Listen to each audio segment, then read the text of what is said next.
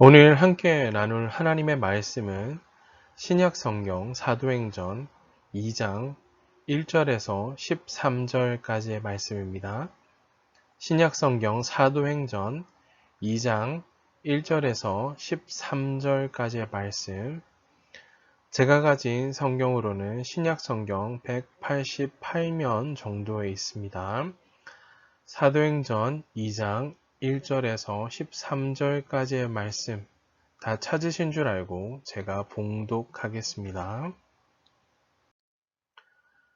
오순절 날이 이미 이르매 그들이 다 같이 한 곳에 모였더니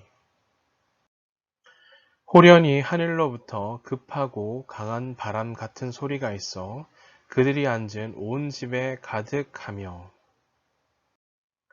마치 불의 혀처럼 갈라지는 것들이 그들에게 보여 각 사람 위에 하나씩 임하여 있더니 그들이 다 성령의 충만함을 받고 성령이 말하게 하심을 따라 다른 언어들로 말하기를 시작하니라. 그때 경건한 유대인들이 천하 각국으로부터 와서 예루살렘에 머물러 있더니 이 소리가 나매 큰 무리가 모여 각각 자기의 방언으로 제자들이 말하는 것을 듣고 소동하여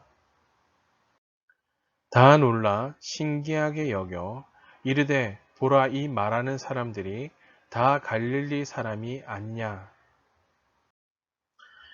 우리가 우리 각 사람이 난 곳 방언으로 듣게 되는 것이 어찌 됨이냐. 우리는 바데인과 메데인과 엘람인과 또 메소보다미아, 유대와 갑바도기아, 본도와 아시아, 부르기아와 밤빌리아, 애국가 및 구레네 가까운 리비아 여러 지방에 사는 사람들과 로마로부터 온 나그네 곧 유대인과 유대교에 들어온 사람들과 그레데인과 아라비아인들이라. 우리가 다 우리의 각 언어로 하나님의 큰 일을 말함을 듣는도다 하고 다 놀라며 당황하여 서로 이르되 이 어찌된 일이냐 하며 또 어떤 이들은 조롱하여 이르되 그들이 세술에 취하였다 하더라. 아멘. 하나님의 큰 일을 말함을 듣는도다 라는 제목으로 하나님 말씀 증거하겠습니다. 초대교회는 성령 강림으로부터 시작되었습니다. 초대교회 성도들, 제자들, 그들이 성령의 임재를 경험한 후 오늘 말씀을 보니 다양한 언어를 통해 하나님의 큰 일을 말하게 되었습니다. 주목해 볼 것은 성령님의 첫 사역이 바로 이 그리스도인들, 제자들의 언어를 통한 사역이었다라는 사실입니다. 하나님께서는 이 그리스도인들의 언어를 통해서도 하나님께서 작정하시고 계획하신 일들을 이루시며 또한 따라서 우리의 언어는 하나님께서 일하시는 통로가 되어야 함을 오늘 말씀을 통해 함께 고백할 수 있습니다. 자, 오늘 본문 말씀은 세 부분 정도로 나눠서 살펴볼 수 있겠는데요. 먼저 본문 1절에서 4절까지 말씀에는 오늘 예수님께서 이 땅 가운데 말씀하셨던 대로 성령님께서 오순절에 임하셨다라는 사실을 본문 1절에서 4절까지 말씀을 통해 확인할 수 있는데요. 특별히 오순절 날 이렇게 기록되어져 있는데요. 오순절은 가나안 땅에서 첫 수확을 거둬들인 것을 기념하는 또한 감사하는 그런 절기였습니다. 그러므로 오순절은 이스라엘 백성들에게 있어서 약속의 땅에서 첫 시작을 또한 새로운 시작을 의미하는 날이기도 했습니다. 그러한 면에서 성령님을 통하여 새로운 삶, 새로운 생활이 시작될 것을 상징적으로 보여주고 있습니다. 이어 본문 5절에서 6절까지 말씀에는 세계 각국으로부터 예루살렘을 찾은 유대인들이 성령 충만을 받은 이 그리스도인들이 여러 언어들로 말하는 것을 듣게 되었고, 또 성령의 역사를 직접 목도하게 되는 장면이 기록되어져 있습니다. 그리고 마지막으로 6절에서 13절까지 말씀에는 이 성령의 역사에 대한 사람들의 각기 다른 반응들이 기록되어져 있습니다. 각기 자기들이 태어난 출신지가 달랐지만 그들이 자란 언어를 말하고 있는 이 그리스도인들을 목격한 오늘 그 사람들은 하나님의 큰 일을 듣는다며 놀라워하거나 혹은 세술에 취하였다라고 조롱하고 있는 모습들이 기록되어져 있습니다. 이렇게 세 부분 정도로 본문 말씀을 나누어 볼 수가 있음을 기억하시면서 말씀을 계속해서 좀 관찰하며 좀 깊이 살펴보려 합니다. 사랑하는 중고등부 친구 여러분, 계속해서 우리 전반기 6월달까지 비전이 무엇인지, 사명이 무엇인지를 말씀을 통해 계속해서 살펴보았는데요. 특별히 우리들에게 중요한 정체성, 이름이 맡겨져 있는데 바로 그리스도인, 예수 그리스도가 내 삶의 왕이 되시고 내 삶의 전부가 되시고 그 주님이 내 삶을 다스리시고 주관하심을 고백하며 오직 주님만 따르기로 결단한 사람들, 바로 그리스도인들인데요. 성경은 이렇게 기록합니다. 그리스도인들은 예수 그리스도 안에서 새로운 피조물이 된 자들, 새로운 피조물이 되었고요. 또한 그리스도인들은 예수 그리스도 안에서 믿음으로 살아가는 자들이고요. 또한 오직 예수 그리스도를 위해 전 존재를 드리며 오직 주님만을 위해 살아가는 존재들이기도 한 자들이 바로 그리스도인들입니다. 한마디로 정리해 본다면 그리스도인의 그 삶의 중심은 내가 아니라, 세상의 가치가 아니라, 방법이 아니라, 세상의 어떤 권력자가 아니라, 다른 어떤 것도 아닌 바로 예수 그리스도가 내 삶의 중심 되심을 고백하는 자들이다라는 사실입니다. 그러므로 비전의 토대, 그 중심에는 바로 예수 그리스도, 그 예수 그리스도 안에서 참된 비전의 중심을 세워가야 한다라는 사실입니다. 우리가 상반기까지 말씀을 통해서 우리의 중심이 되시는 예수 그리스도와 그 비전의 그 능력이 되시는 하나님의 말씀을 듣고 확인하고 붙드는 시간을 보냈고요. 이어 우리 7월부터 12월까지 후반기에는 이 새로운 가치관을 세우는 터전이 바로 교회, 또 비전의 그 현장이 되는 세상을 말씀을 통해 함께 다루고 우리가 깊이 붙들어야 될 것이 무엇인지를 말씀을 통해 함께 찾고 우리의 삶을 함께 드리고자 합니다. 자, 오늘 함께 읽었던 본문 말씀, 오늘 본문 말씀을 관찰하면서 교회가 처음 세워져 갈 때 일어났던 일들을 통해서 특별히 우리의 언어 생활이 어떠해야 할지를 이 말씀을 통해 함께 살펴보려 합니다. 먼저 본문 사도행전 2장 2절에서 4절까지 본문 말씀을 함께 읽어 보겠습니다. 우리 함께 읽었지만 다시 한번 본문 사도행전 2장 2절에서 4절까지 말씀 함께 읽겠습니다. 시작. 호련히 하늘로부터 급하고 강한 바람 같은 소리가 있어 그들이 앉은 온 집에 가득하며 마치 불의 혀처럼 갈라지는 것들이 그들에게 보여 각 사람 위에 하나씩 임하여 있더니 그들이 다 성령의 충만함을 받고 성령이 말하게 하심을 따라 다른 언어들로 말하기를 시작하니라. 아멘. 우리가 본문 말씀 함께 읽었는데요. 한 가지 질문해 볼 수 있을 것 같아요. 오순절 날 그날 성령님이 임하셨는데 그때 모여있던 성도들은 어떤 경험을 하게 되었는지를 본문 2장 2절에 4절까지 말씀을 통해 구체적으로 기록하고 있는데요. 특별히 사도행전을 기록하였던 저자 누구일까요? 바로 누가입니다. 그 누가는 오늘 특별히 본문 말씀에 귀, 눈, 입과 관련된 세 가지 현상으로 성령께서 임하셨을 때 일어난 초자연적인 현상을 본문에서 설명하고 있습니다. 먼저 귀인데요, 들은 것입니다. 급하고 강한 바람 같은 소리를 들었다라고 기록하는데요. 그렇게 기록하고요. 또한 눈과 관련된 본 것입니다. 마치 불의 혀처럼 갈라지는 것들이 각 사람에게 임하는 것을 보았다라고 기록하고 있습니다. 그리고 입과 관련된 마지막으로 말한 것입니다. 다른 언어들로 말하기 시작했다라고 기록하는데요. 이처럼 성령님의 임재가 급하고 강한 바람 소리와 불의 혀처럼 갈라지는 모습으로 각 사람의 머리 위에 나타났으며 그 시로 각기 다른 언어를 말하기 시작했다라고 기록하는데요. 이처럼 세 가지 강력한 모습으로 성령님께서는 이 땅에 임하셨고요. 모든 사람들이 성령님의 임재를 경험했음을 누가가 기록하고 있습니다. 증거하고 있습니다. 자, 그렇다면 이어 함께 읽었지만 사도행전 2장 4절 말씀에 다시 한번 보십시오. 제가 읽겠습니다. 그들이 다 성령의 충만함을 받고 성령이 말하게 하심을 따라 다른 언어들로 말하기를 시작하니라. 질문해 볼 수 있을 것 같은데요. 성령 충만을 받은 사람들에게 나타난 놀라운 변화가 있었는데요. 그것을 본문 4절에서 기록하고 있습니다. 그들이 다 성령으로 충만했고 그리고 성령께서 말하게 하시는 대로 자기들의 언어와 다른 외국어로 말하기 시작했다라고 본문에 기록합니다. 자, 성령의 충만을 받은 그리스도인들이 성령의 말하게 하심을 따라 각 나라의 방언으로 말하기 시작했는데요.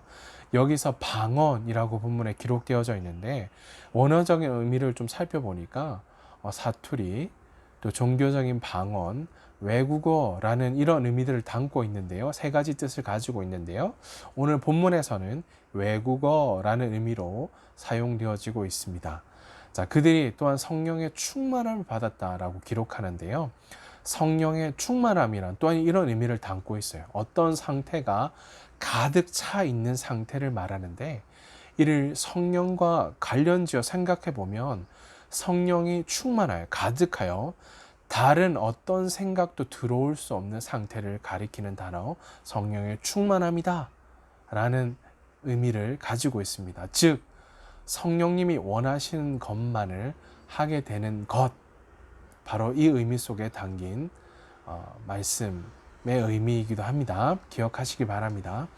또한 성령의 충만함을 받은 그리스도인들이 외국어로 말했다라는 것도 놀랍지만 무엇보다 그들이 성령께서 말하게 하시는 대로 말했다라는 것을 기억해야만 합니다. 자, 또한 그렇다면 우리의 삶에 연속해서 성령님께서 말하게 하시는 대로 언어 생활을 해야만 한다라는 사실인 거죠. 자, 사도행전을 기록한 누가는 성령께서 강림하실 그때 나타난 현상 중에서 마지막으로 여러 언어들로 말한 것에 주목하고 있는데요. 세계 모든 나라와 모든 언어, 여기서 모든 나라와 또 모든 언어라고 기록되어져 있는 것은 각기 알아들을 수 있는 언어로, 외국어로 말했다라는 것을 볼 수 있는데요. 무엇보다 하나님의 큰일, 이를 통해 나타난 것은 복음이 전파되어졌다라는 사실인 거죠. 하나님이 어떠한 분이신지, 하나님이 어떤 일들을 나타내시고 행하셨는지를 그들이 각기 알아들을 수 있는 언어를 통해 나타내셨다라는 것을 우리는 본문 말씀을 통해 확인할 수가 있습니다. 자, 그렇다면 마지막으로 본문 사도행전 2장 11절 말씀을 함께 읽어보겠습니다. 본문 2장 11절입니다. 함께 읽겠습니다. 그레데인과 아라비아인들이라 우리가 다 우리의 각 언어로 하나님의 큰 일을 말함을 듣는도다 하고, 성경이 기록합니다. 성령의 충만함을 받았던 그 자리에 임재하셨던 성령님의 그 임재하심, 성령의 충만함을 받은 성도들이 각기 다른 언어로 말했다는 것을 앞선 본문을 통해 살폈는데요. 그들이 각기 다른 언어로 말한 것은, 공통된 것은 바로 이것이었습니다.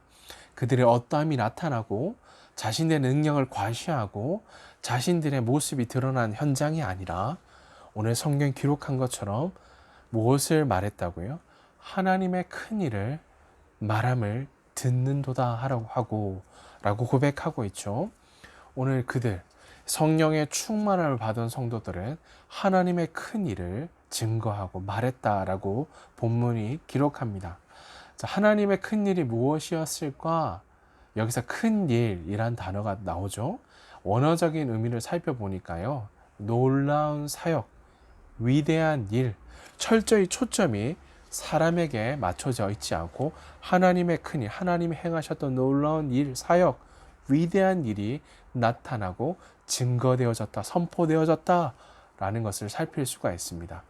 또한 성도들이 여러 가지 언어들이 그들이 말하는 것을 다양한 출신의 사람들이 듣게 되었다라고 고백하고 있는데요. 그러나 그들이 보인 반응은 모두 똑같았습니다. 우리의 각 언어로 무엇을 들었다고요? 하나님의 큰 일을 말함을 듣는도다. 그 자리에 있었던 자들이 공통적으로 들은 바, 그들이 선포하였던 바 하나님의 큰 일을 선포하고 말함을 듣게 되었다라고 기록하고 있습니다. 비록 언어라는 전달, 매체, 매개는 달랐지만 그것 안에 담긴 내용물은 똑같았다, 동일했다라는 것을 살필 수가 있는데요. 그러나 구체적으로 그것이 무엇인지는 알 수 없으나 이어 본문 3장에 이어 베드로의 설교를 통해 살필 수가 있는데요. 바로 그것은 복음이었다.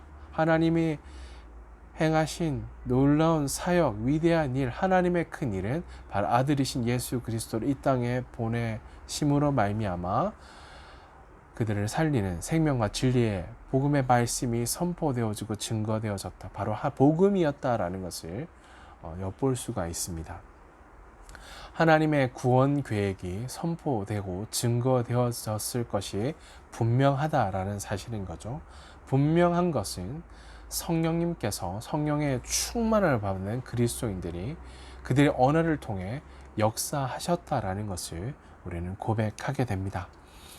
사랑하는 중고등부 친구 여러분, 성령님의 능력이 임하였을 때 교회는 세상에 강한 영향력을 끼치는 생명을 살리는 복음, 진리, 다른 언어를 말하기 시작했다라는 사실을 우리는 말씀을 통해 확인하게 됩니다.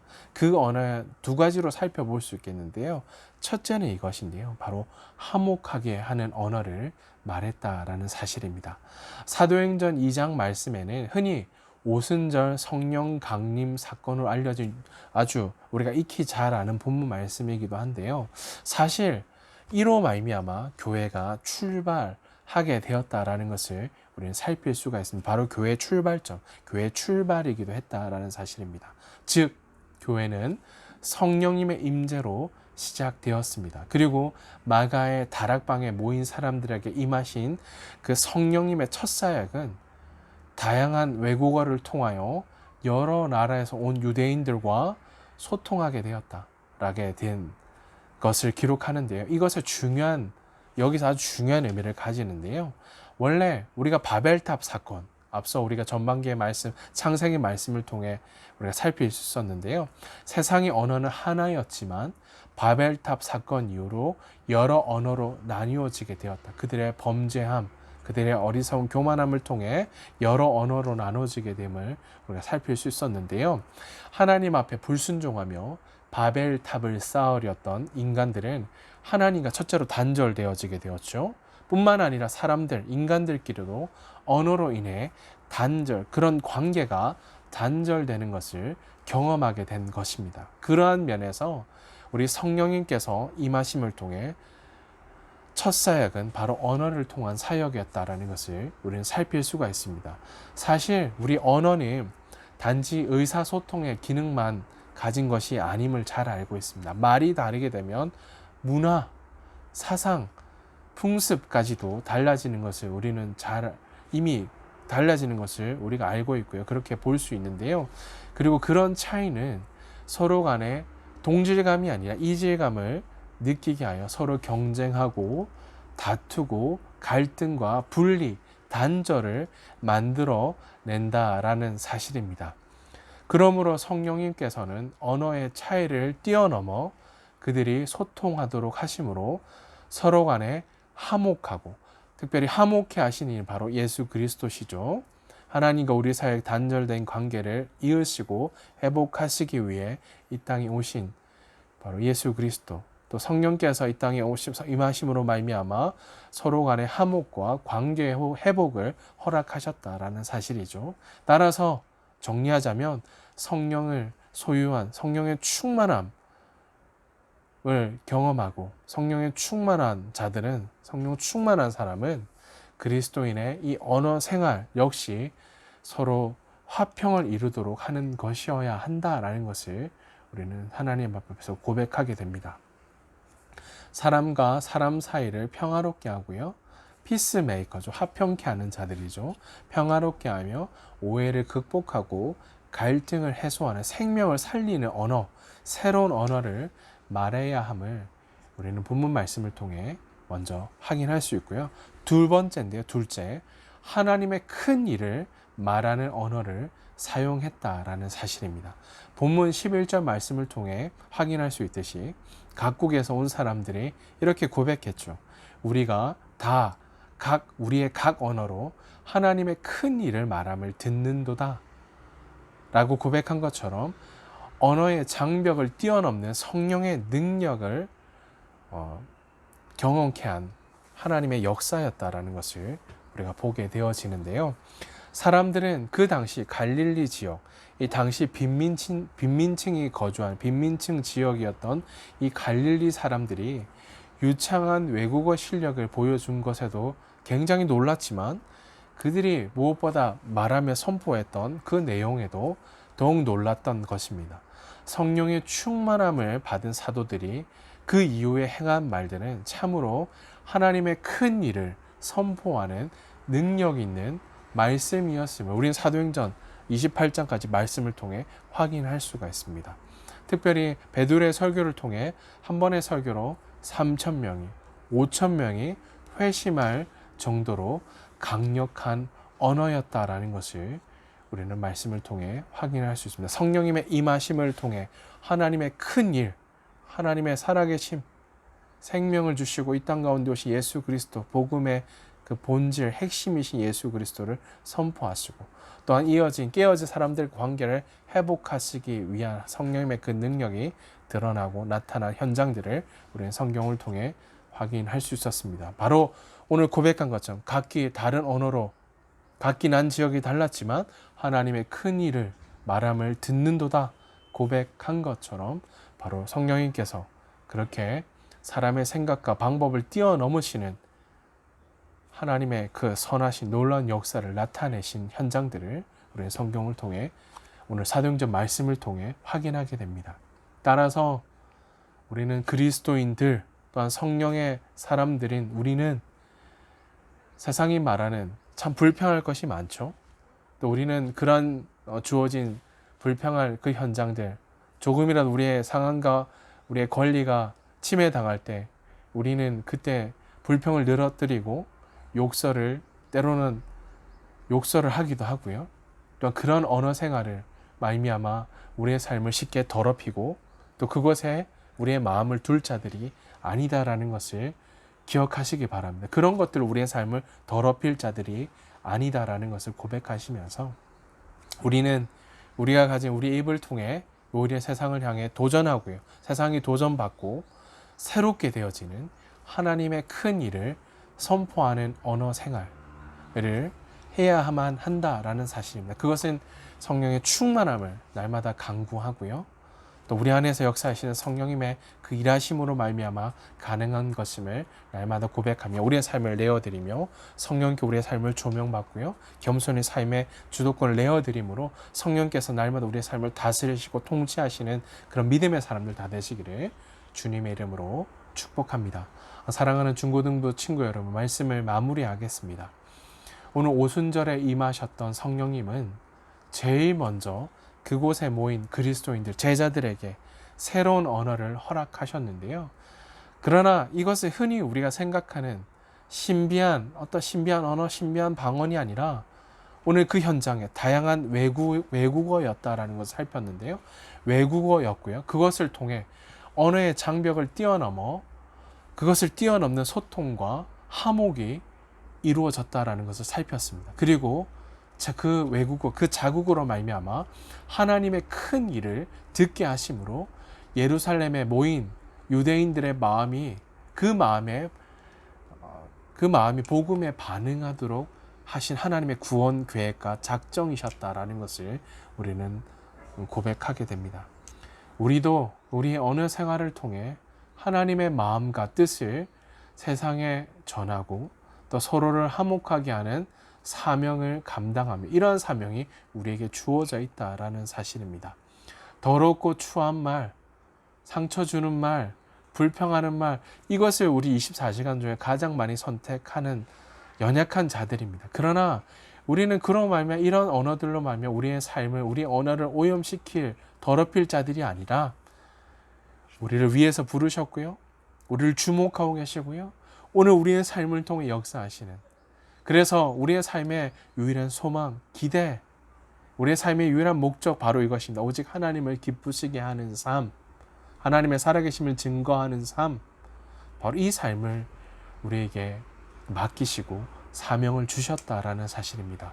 그래서 이러한 사명을 붙들고 이러한 삶을 통해 서로를 위로하고요, 소망을 주는 그 언어 생활로 이 복음의 메시지를 담대히 선포하고요, 증거하는, 우리는 어떤 자들일까요? 주께 부름을 받고 보냄을 받은 사명자. 여기에 정말 많은 것이 담겨져 있죠. 우리의 삶의 가치는 바로 세상의 가치에 매겨져 있지 않고요, 세상의 것에 우리의 삶을 내동댕이 치고 그 가치를 따라 아무렇게나 살 자들이 아님을 다시금 고백하시면서 그렇게 우리의 삶을 통해 역사하실 그 주님을 바라보시며, 비록 멈춰진 삶, 우리 삶 앞에 일상들이 참 많이 무너져 있고 깨어져 있는 것 같아 보이지만, 그럼에도 우리의 삶의 시선은 주님께 맞춰지고 그 주님이 원하시고 기뻐하신 삶이라면 기꺼이 선택하며, 또한 오늘 나의 삶, 연약하지만 깨어지기 쉽지만 오늘 우리 안에서 역사하시는 그 하나님의 선하신 역사들을 기대하며 한 주간 이기고 승리하는 사명을 감당하는 믿음의 사람들로 세워주시기를 주님의 이름으로 축복합니다. 아멘. 함께 기도하시겠습니다. 존귀하신 하나님 아버지, 생명과 진리의 말씀을 따라 주님의 선하시고 온전하신 뜻이 무엇인지 말씀해 주시니 감사합니다.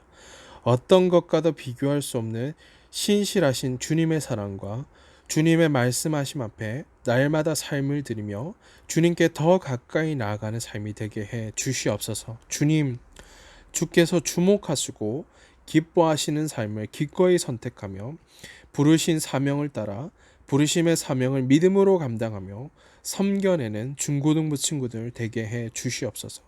흩어져 있는 삶의 현장, 그곳이 어디이든 어떤 상황이든 주님을 따르는 삶을 결단코 놓치지 않고 주님만 따라 주님만 위해 삶을 지켜내므로 흔들리지 않고 더욱 견고히 서서 주님을 따르는 믿음의 사람들 되게 해 주시옵소서. 코로나로 인해 비록 삶의 어려움과 두려움을 마주 대하며 살아가지만, 또한 함께 모여 예배할 수 없는 상황 가운데 있지만 사랑하는 중고등부 친구들 한 사람 한 사람 성령 충만함 주셔서 결코 양보하지 않는 신앙의 고백과 담대함 주셔서 부르시고 세우신 그곳에서 하나님의 큰 일을 선포하는 복음 증거자로 세워 주시옵소서. 또한 한 주간 삶을 살아낸 중고등부 친구들 삶의 현장 속에 주님과 동행함으로 주님이 원하시고 기뻐하신 삶을 선택하고 주님을 예배하는 삶, 주님을 사랑하는 삶이 삶의 최우선 순임을 날마다 고백하며 주님께 속한 자 되어 주께 부름받고 보냄을 받은 사명을 감당하는 사명자들 되게 해 주시옵소서. 감사드리며 우리 구주 예수 그리스도의 이름으로 기도하옵나이다. 아멘. 이제는 우리 구주 예수 그리스도의 은혜와 하나님 우리 아버지의 크신 사랑하심과 성령의 위로 인도 교통하심이 주께 마음을 다해 경배함으로 우리를 부르시고 세우신 그곳에서 우리의 입을 통해 하나님의 큰 일을 선포함으로 서로를 화목하게 하는 언어와 또 세상에 하나님의 마음과 뜻을 전하는 복음의 메시지를 선포하기로 결단하는 사랑하는 중고등부 친구들 머리 위에 그들을 부르시고 보내신 삶의 현장 가운데 이제로 영원토록 항상 함께 있을지어다. 아멘. 사랑하는 중고등부 친구 여러분, 마지막으로 이렇게 한번 고백해 보셨으면 좋겠는데요. 따라서 이렇게 한번 고백해 보십시다. 하나님께서 오늘도 우리의 입을 통해 하나님의 큰 일이 선포되길 원하십니다. 다시 한번 하나님께서는 오늘도 우리의 입을 통해 하나님의 큰 일이 선포되길 원하십니다. 아멘. 이러한 사실, 이러한 진리의 말씀을 함께 한 주간 굳게 붙들고 한 주간 부르신 삶의 현장에서 변함없이 주께 부름받고 보냄받는 사명을 감당하기로 결단하는 사랑하는 중고등부 친구들 다 되시기를 주님의 이름으로 축복합니다. 사랑하고 축복합니다.